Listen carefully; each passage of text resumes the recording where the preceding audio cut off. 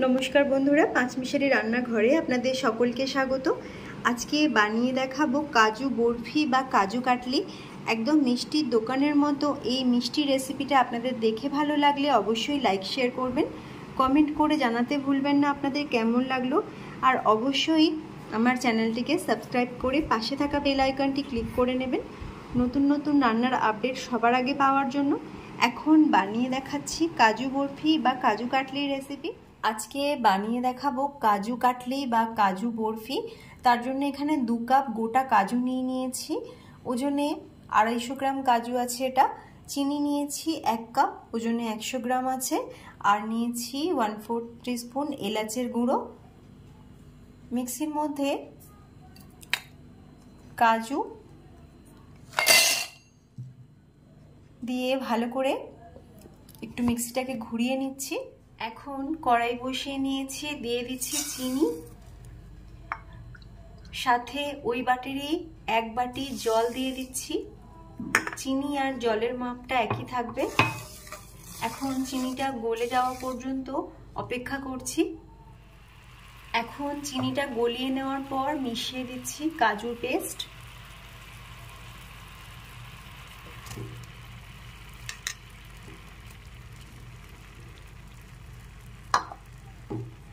এবার ভালো করে মিশিয়ে নিচ্ছি আর এটাকে ভালো করে নেড়েচেড়ে একটা ডো মতো বানিয়ে নিতে হবে।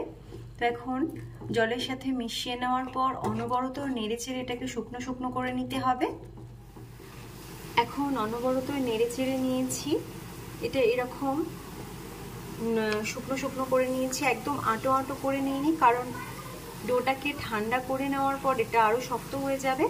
তাই হালকা পাতলা রাখতে রাখতে গ্যাসটা আমি অফ করে দিচ্ছি আর এটাকে ঠান্ডা হতে দিচ্ছি। এখন একটা থালার মধ্যে নিয়ে নিয়েছি কাজুর ডোটা, এর মধ্যে মিশিয়ে দিচ্ছি এলাচ গুঁড়ো।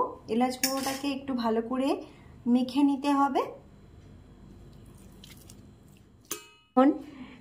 এখন একটা থালার মধ্যে একটা প্লাস্টিক পেপার নিয়ে কাজুর ডোটাকে দিয়ে তার উপরে আরও একটা প্লাস্টিক চাপিয়ে নেব আর ভালো করে একটু থালার ওপরে বেলে নিতে হবে।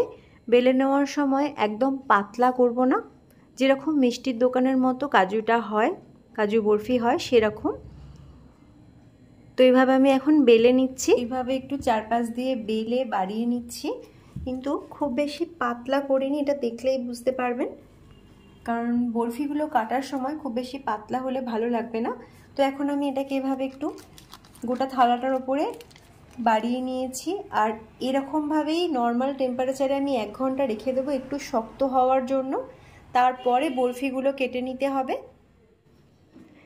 এখন 1 ঘন্টা পর থালাটা নিয়ে আমি ওপর থেকে এভাবে চারপাশে প্রথমে কেটে সমান সমান করে নিচ্ছি একটা স্কোয়ার শেপ আনার জন্য। তো প্রথমে এভাবে 4 ধার কেটে বাদ দিয়ে দিলাম। এখন বরফিগুলো কেটে নেওয়ার জন্য প্রথমে লম্বা লম্বা করে এখানে কেটে নিচ্ছি আর তারপর আড়াআড়িভাবে কেটে নিতে হবে বরফিগুলো বার করে নেওয়ার জন্য। তো আড়াআড়িভাবে আমি কেটে নিচ্ছি। দেখুন বরফিগুলো দেখতে খুবই সুন্দর লাগছে, একদম মিষ্টির দোকানের মতো পারফেক্ট বরফি। এভাবেই বাড়িতে খুব সহজে বানিয়ে নেওয়া যেতে পারে।